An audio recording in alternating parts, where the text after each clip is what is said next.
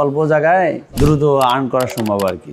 এখান থেকে অন্য অন্য মেশিন দেখে তার নতুন নতুন উদ্যোগ কিউরিসিটি তৈরি হবে। আছি home district Pabna auto rice mill নেওয়ার জন্য, 3 মাথা অটো রাইস মিল আমরা শুরু করতে চাচ্ছি যে একটা উদ্যোক্তা হওয়ার জন্য। সেখান থেকে আর কি একটা রাইস মিল ক্রয় করা, এই জন্য আপনাদের সোর্স অফ এগুলোতে আসা।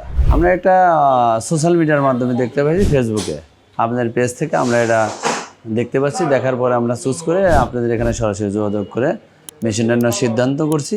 এটা চিন্তাধারা, যে কোনো একটা জিনিস যেই তো শুরু করতে হবে, তো ভাবলাম একটা ক্ষুদ্র জায়গা এবং অল্প জায়গার ভিতরে এটা করা সম্ভব, এই জন্য আর কি এটা নেওয়া, যে অল্প জায়গায় দ্রুত আর্ন করা সম্ভব আর কি। আমাদের এলাকায় আমি ওরকম দেখতে পাই নাই, মনে হচ্ছে আমারটাই প্রথম আর কি। আমি নিজে থেকে পুঙ্খানুপুঙ্খভাবে জিনিসগুলো সেটিং এবং বুঝে নিয়েছি, আলহামদুলিল্লাহ। এখন ভবিষ্যতে কী হয় দেখা যাক। কৃষিতে নতুন কিছু উদ্ভাবন, উদ্যোগী তরুণের স্বপ্ন পূরণ।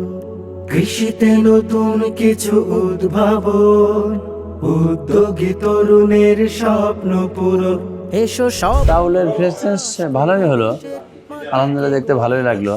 এখন গ্রামে যখন দেখছি ওটাও ফ্রেশ আছে, তো এটা আলাদা। যেহেতু ছোটো মেশিনে আমি চাউল রাইস সব কিছু করতে পারবো 3 মাথা মেশিনে, এই জন্য এটা একটু ব্যতিক্রমী, একটু ভালোই মনে হচ্ছে।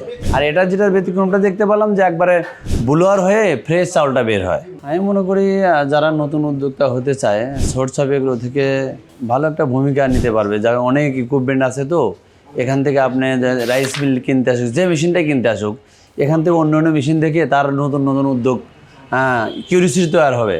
সেক্ষেত্রে সোর্স অফ এগ্রোর ভালো একটা ভূমিকা আছে।